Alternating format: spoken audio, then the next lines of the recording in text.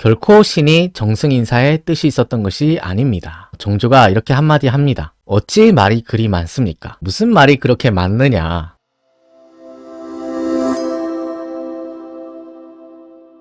우리가 지난 시간에 영조가 병석에 눕게 되는 장면까지 살펴봤는데요. 영조가 병석에 눕게 되자 영조의 곁을 지킨 사람이 바로 세손이었던 정조였습니다. 정조가 한시도 영조의 곁을 떠나지 않고 영조의 병간호를 했는데요. 그 당시의 상황을 영조대왕 행장은 이렇게 적고 있습니다. 이때 영조께서 일어나지를 못하시고 혹 일어나시려 하면은 반드시 세손으로 하여금 부축하게 하여 지탱하셨다. 사물을 가리지 못하시므로 늘 세손이 옆에서 보필했다. 이때 영조의 나이가 82살이고요.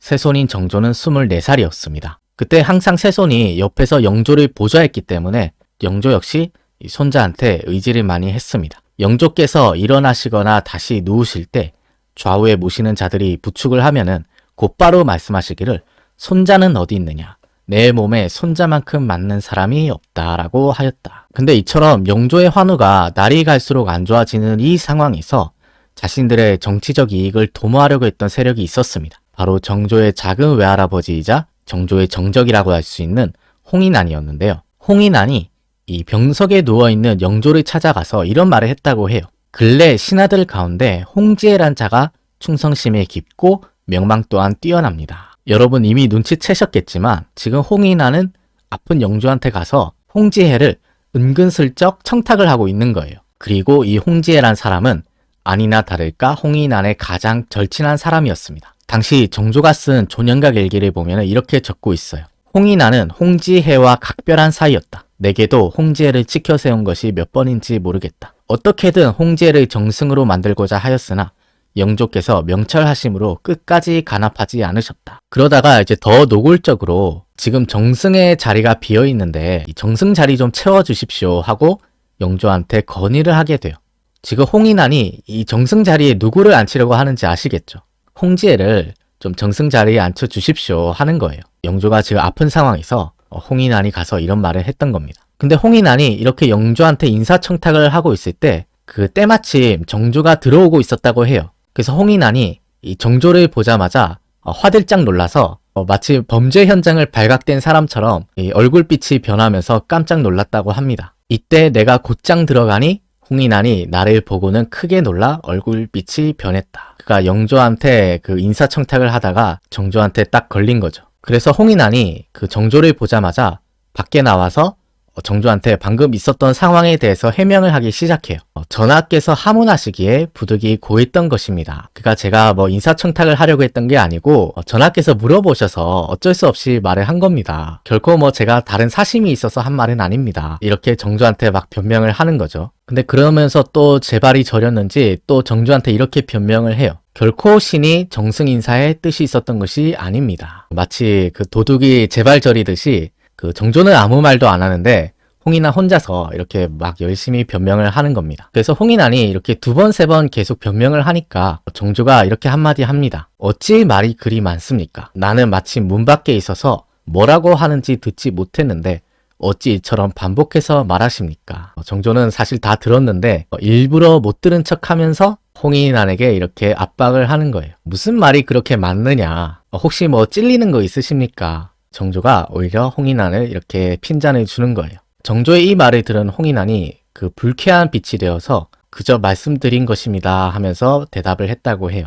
확실히 정조가 이 초창기에 비해서는 좀 뭔가 여유도 좀 생긴 것 같고 정치적으로 좀 많이 성장했다는 이런 느낌도 좀 들었습니다. 그 항상 당하기만 했던 홍인안한테도 이렇게 멋지게 한 방 먹인 것 같아요. 근데 정조가 이렇게 홍인안한테 한 방 먹이고 나니까 이 정우겸이 찾아와서 이 일에 대해서 항의를 했다고 합니다. 정우겸이 정조한테 이렇게 말을 했다고 해요. 최근에 저하께서 항상 전하의 곁에 계시니 신하들이 혹 저하에게 잘못 보일까 두려워 마음 편하게 아뢰지 못한다고 합니다. 그러면서 또 정우겸이 이렇게 말을 합니다. 요즘 세손의 위세가 전하보다 더하다는 말들이 많으니 이것은 좋은 일이 아닙니다.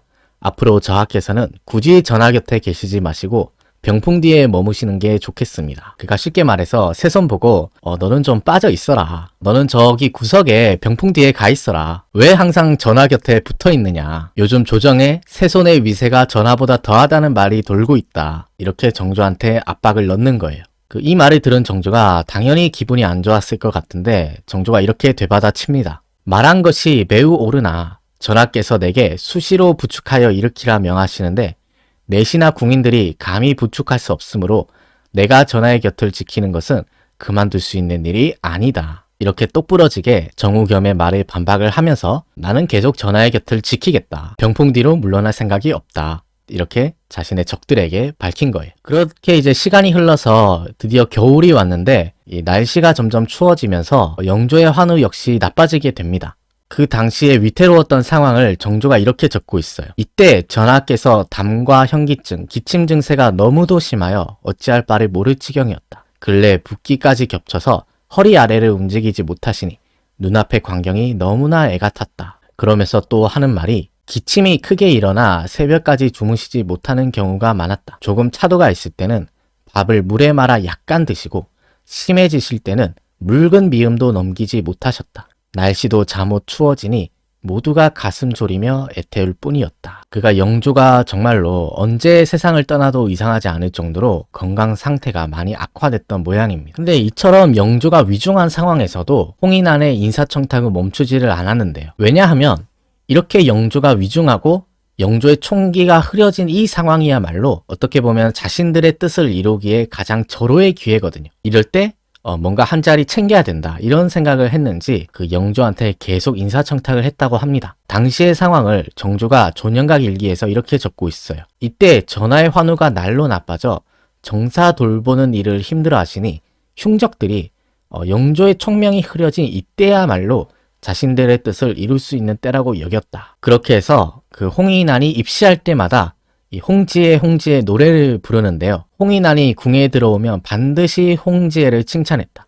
이때 영조께서 와병 중이라 모든 일을 반드시 자주 아랜 뒤에 기억하셨기 때문에 홍지혜를 반복해서 언급한 것이다. 그러면서 홍인안이 더 참람한 짓을 하는데요. 홍인안은 반드시 전하의 환우가 심해지신 때를 기다려 그 틈을 타서 하고자 하는 일을 아뢰었다. 심지어 자기 스스로 말해놓고 전하께서 윤허하셨다고까지 했다. 그러니까 영조가 위중하고 정신이 흐려진 상황이란 말이에요. 그런 상황에 홍인안이 들어가서 인사청탁을 넣고 영조가 허락하지도 않았는데 전하께서 허락을 하셨어. 윤허를 내리셨어. 이렇게 말을 하고 다녔다는 거죠. 근데 한 가지 다행인 것은 영조가 병이 비록 위독한 상황이긴 하지만 그래도 아직까지는 완전히 정신줄을 놓지는 않았던 것 같아요. 그 1775년 11월 5일에 영조가 갑자기 신하들을 소집을 합니다. 그리고 신하들이 많이 모인 상황에서 영조가 갑자기 이렇게 말을 해요.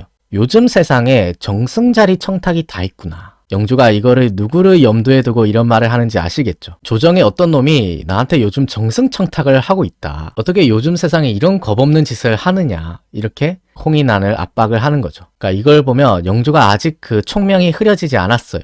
영조가 이 건재함을 과시를 하는 겁니다. 그리고 또 영조가 작정을 했는지 또 이렇게까지 말을 합니다. 좌상. 여기서 좌상은 홍인안을 말해요. 홍인안은 홍지혜를 정승에 임명해주면 만족하겠는가? 네가 그렇게 홍지혜 노래를 부르는데 내가 정승에 임명해주면 그때는 만족을 하겠냐? 그 정승 청탁한 놈이 다름 아니라 홍인안이다 라고 신하들에게 알린 거죠. 그러면서 또 이런 말도 합니다. 좌상은 참으로 큰 일을 맡길 인물은 아니다. 조정의 일을 어찌 알겠는가. 이걸 보면 혹시 영조가 그 아픈 척을 했던 게 아닐까. 그 홍인안을 시험해 보려고 아픈 척을 한 건가 이런 의심이 들 정도로 홍인안의 이런 청탁에 대해서 브레이크를 걸었습니다. 그 영조가 갑자기 이렇게 총명해지니까 홍인안이 당연히 당황을 했겠죠.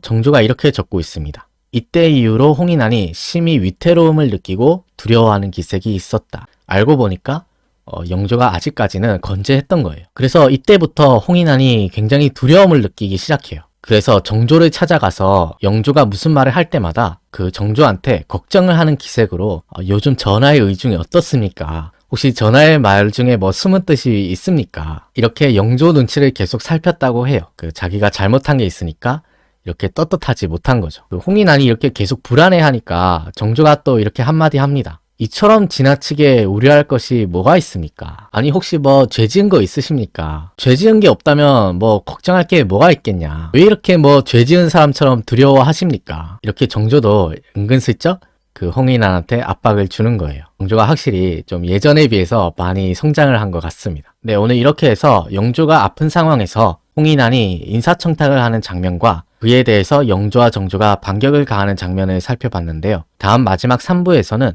영조의 병환이 더 악화되고 심지어 영조가 정신이 오락가락하는 이런 상황까지 이르게 되는데 이 뒤의 이야기를 한번 사료를 통해 살펴보도록 하겠습니다. 네, 오늘은 여기서 마치겠습니다. 긴 시간 시청해 주셔서 고맙습니다.